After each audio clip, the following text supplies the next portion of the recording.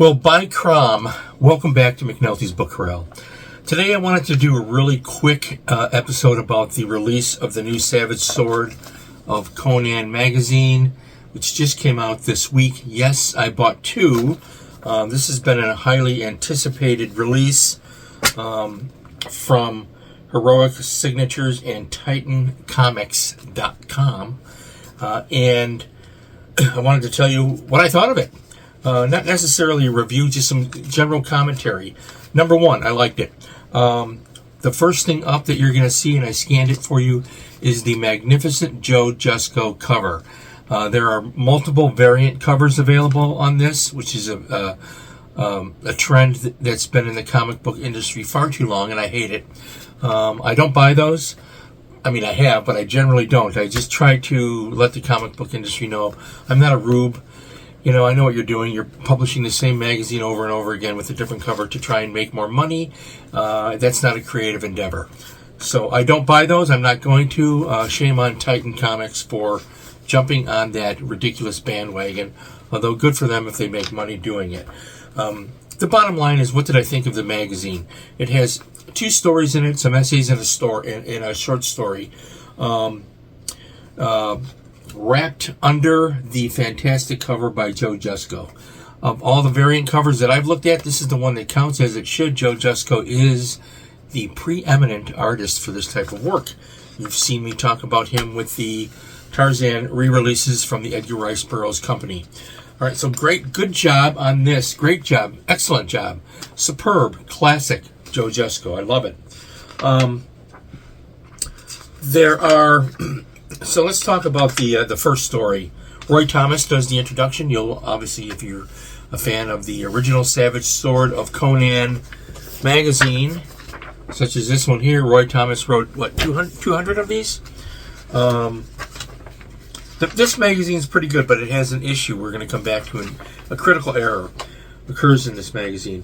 But let's talk first about the first story. It is written by John Arcudi, Arcudi. I apologize if I have not pronounced that correctly. John Arcudi wrote a really good Conan story, and I enjoyed it tremendously. The artist is Max von Fafner. Again, I hope I pronounced that right. There were letters by Richard Starkings and Comic Crafts Jimmy Betancourt. I don't have a problem with the lettering. I don't have a problem with the artwork. I don't have a problem with the story.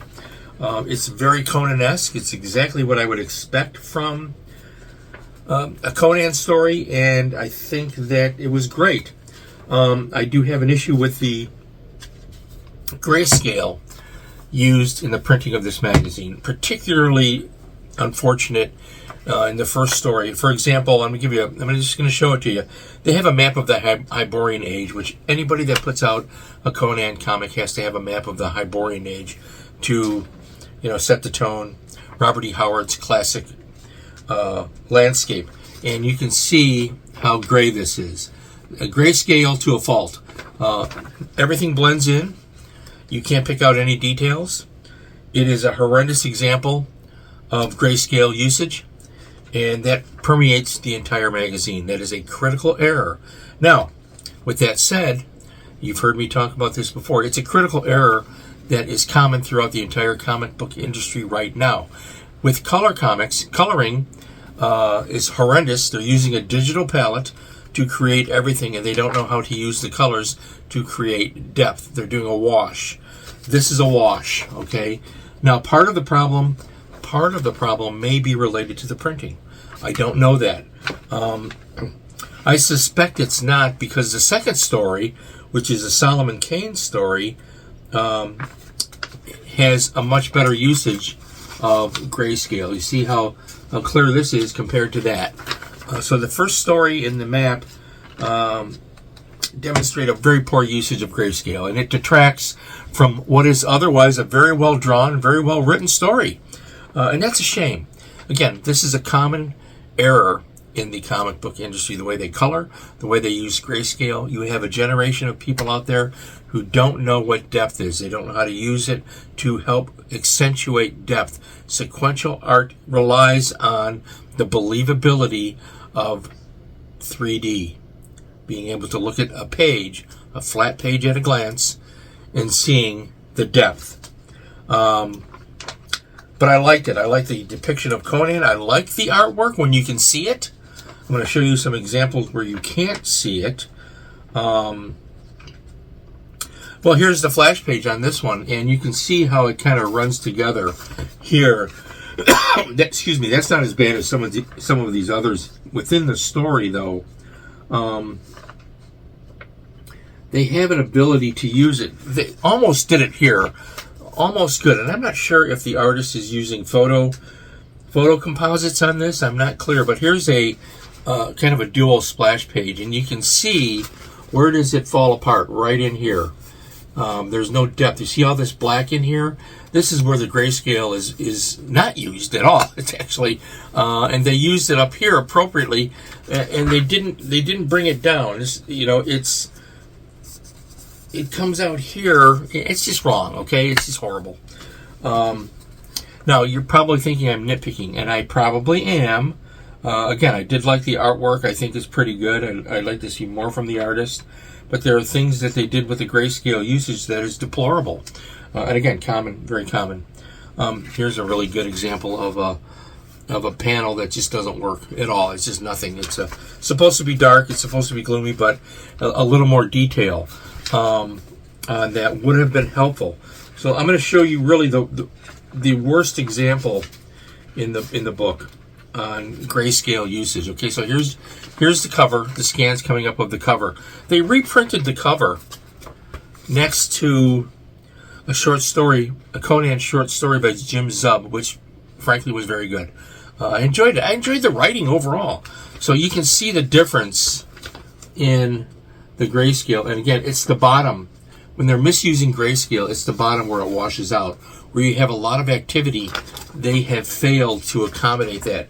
Now, this might look a little better on camera right now because I have a very bright light right here. You can see my hand is glowing. That highlights that. But this is an injustice to Joe Jusko's painting. By the way, Joe Jusko is not using a digital platform. He's painting. He's the real deal. Not that the guys that use the iPads aren't real. It's just that they're using the coloring and the grayscale incorrectly. All right, so the Master of the Hunt is it's a Solomon Kane story, and so I showed you this. I didn't scan it, but I like the story. It's continued, so we're going to get it in the next issue. Here's a real good example where they actually use grayscale properly. See how this is discernible.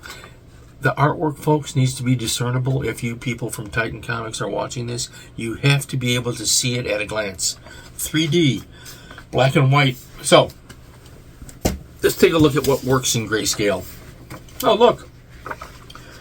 Let's take a quick look here at what I think is a better example of what grayscale can do. And let's start with this page. I'll just hold up. See how the grayscale, you can see every panel. You don't have to squint. You don't have to think, what the hell is going on? All right, grayscale used properly in the original Savage Sword of Conan. And here is another page over here. This is issue 31. It has a Howard Chaykin cover and John Buscema artwork. Pages 14 and 15 I just showed you. So I really have a problem with the usage of grayscale in this. Now, is that going to stop me from buying this magazine in the future? It only costs $6.99, so it's a good price. If this type of grayscale usage continues, I will drop the magazine real quick. I just don't like squinting. I don't like trying to figure out. Look at this figure here. You can't see anything in this figure here. It's colored grayscale dark. Part of that, again, I don't think that's even the printing. I think that's the artist's choice. It's just wrong. It's just not proper usage. So I'm going to stop there. I've said enough. I've made my point. Other than that, do I like it? Yes, I'll pick it up for a while. Maybe I'll do 3 issues. Maybe I'll do 4 before I determine if I'm going to drop it. I usually give a comic book 3-4 issues, and if they aren't holding my attention by then, I'm DONE, okay? But I like this. I think it's a good start. I think this is a collector's item, primarily because of the Joe Jesco cover. Yeah, I know. I'm sorry, guys. I hate to be critical, but I have to open my mouth. This is... You people in the industry need to wake up. And if you want to know what good depth and coloring is, take a look at Will Eisner's Spirit from the 40s. There are plenty of reprints out there for you to look at. Or take a look at any of the early Marvel comics, and you'll get the best of the best. Anyways, Conan the Barbarian, Robert E. Howard's stunningly fantastic and wonderful creation, is back in a really good magazine, The Savage Sword of Conan from Titan Comics. I'm giving it a thumbs up, even though I have reservations about the grayscale usage. And quick note coming forward, it's already early March, and I am going to be traveling starting next month. So I have scheduled some episodes to appear, and I'm going to try and do fill-ins as I go along. I'm going to be here and then out, and then here and then out, back and forth throughout August. A lot of traveling between now and the 1st of September. But I'll be here more than I was last year. So I will be able to do some extra episodes. Meanwhile, stay well, stay happy. Feed your brain by Crom. Pick up The Savage Sword of Conan by Titan Comics and see what you think.